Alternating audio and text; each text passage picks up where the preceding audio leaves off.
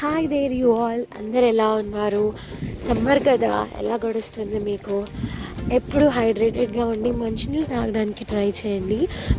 Welcome to my another vlog.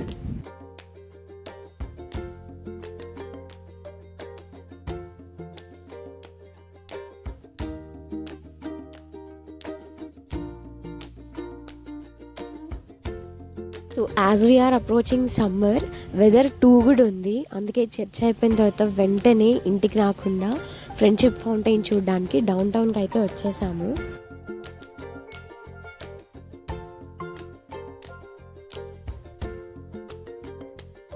ఈ friendship ఫౌంటైన్కి దగ్గరలో వేరే మ్యూజియం ఉందన్నమాట. దాని స్పెసిఫిక్ పార్కింగ్ మెన్షన్ చేశారు. సో అక్కడ మనం పార్కింగ్ ఖచ్చితంగా చేయకూడదు. అక్కడ దగ్గరలోనే మాకు పార్కింగ్ దొరికింది, దానికి ఆపోజిట్లో ఉన్న లేన్స్లోనే. అక్కడ పార్కింగ్ చేసేసుకొని ఇంకా we headed towards the friendship fountain.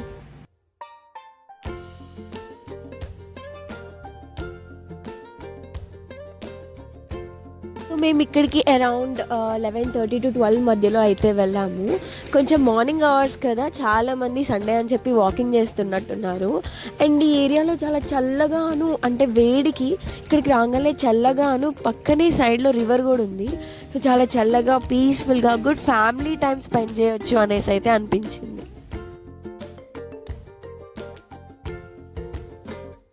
మేమైతే ఇలా చాలా పిక్చర్స్ అయితే తీసుకున్నాము. అన్నీ అయితే ఇక్కడ పోస్ట్ చేయలేను, కానీ కొన్ని అయితే ఖచ్చితంగా పోస్ట్ చేశాను. మీకు కూడా నచ్చితే ప్లీజ్ కమెంట్ చేయండి మీకు ఎలా అనిపించిందో. ఈ ఫ్రెండ్షిప్ ఫౌంటైన్ పక్కనే రివర్ ఉంటుందన్నమాట. సో రివర్ ఉంది. ఈ రివర్లో ఇలా జెట్ స్కీ వేసుకొని, జెట్ స్కీస్ ఉన్నవాళ్ళు, ఓన్ బోట్స్ ఉన్నవాళ్ళు, క్రూజెస్ ఉన్నవాళ్ళు అలా టైంని ఎంజాయ్ చేస్తూ ఉన్నారు. It's not afternoon, morning hours, mid morning hours కాబట్టి దే ఆర్ రియలీ ఎంజాయింగ్ అనమాట. నాకైతే వావ్ అనిపించింది. నేను కూడా ఎప్పుడైనా అలా చేయగలుగుతానా అని కూడా అనుకున్నాను.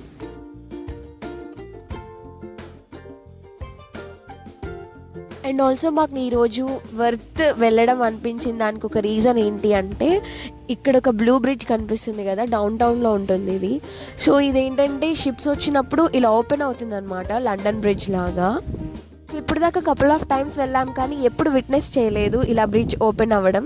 కానీ ఈరోజు అయితే ఇలా ఓపెన్ అయ్యింది. ఎందుకంటే షిప్స్ వస్తున్నాయి, బోట్స్ వస్తున్నాయి అని చెప్పి వాటిని పాస్ త్రూ చేయాలి కాబట్టి ఇలా లిఫ్ట్ చేశారు.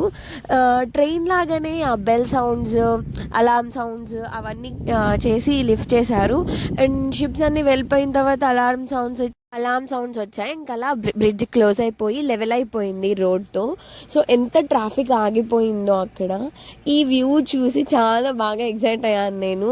అంటే ఇలాంటివి కళ్ళారా చూస్తున్నప్పుడు చాలా ఒక మనిషి నాలెడ్జ్ ఇంత దేవుడిచ్చాడా అనేసి చాలా హ్యాపీగా ఫీల్ అయ్యాను. రోడ్తో పాటు ఈ బ్రిడ్జ్లో ఏ పార్ట్ అయితే లిఫ్ట్ అయిందో అది మొత్తం రోడ్తో పాటు అటాచ్ అయిపోయిన తర్వాత సిగ్నల్ ఇచ్చారు.